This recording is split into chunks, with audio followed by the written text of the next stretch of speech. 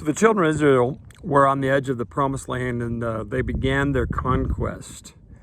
Now, two of the tribes were on the one side of the river there, and they said, hey, we want to stay here. But if God will give us this land, we'll go with you and continue to fight until we have all the land, and then we will come back and live right here. So Moses gives them this instructions, and y'all have heard part of this statement in here, I know. But listen to it in the context, and then let's talk about it in our lives, okay? You ready? Then Moses said, if you keep your word and arm yourselves for the Lord's battles, and if your troops cross the Jordan and keep fighting until the Lord has driven out his enemies, then you may return when the Lord has conquered the land. You will have fulfilled your duty to the Lord and to the rest of the people of Israel.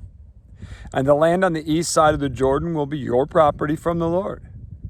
But if you fail to keep your word, then you will have sinned against the Lord. And you may be sure that your sin will find you out.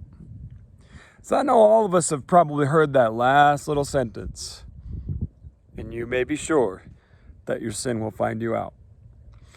A lot of times we hear certain verses and stuff and we attribute them to certain things. But listen to what the context of what God is saying. Here's what the Lord has said to us, and what he said to his people is, you're telling me you're going to do this for me, with me, for the people. I want you to know that you have to fulfill all of that. And if you don't, listen to what it is. It's a sin.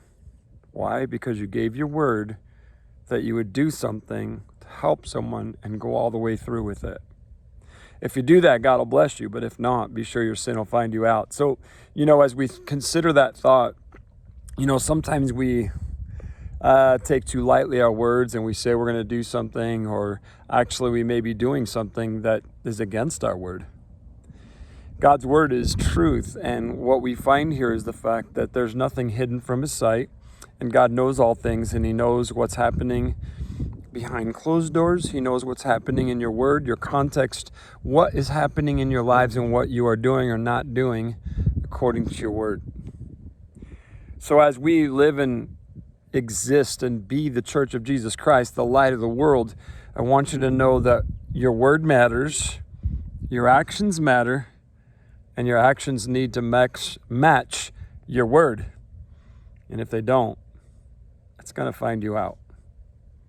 Let's be men and women of God, men and women of integrity, men and women that are the existing, living Church of Jesus Christ. Let's do it.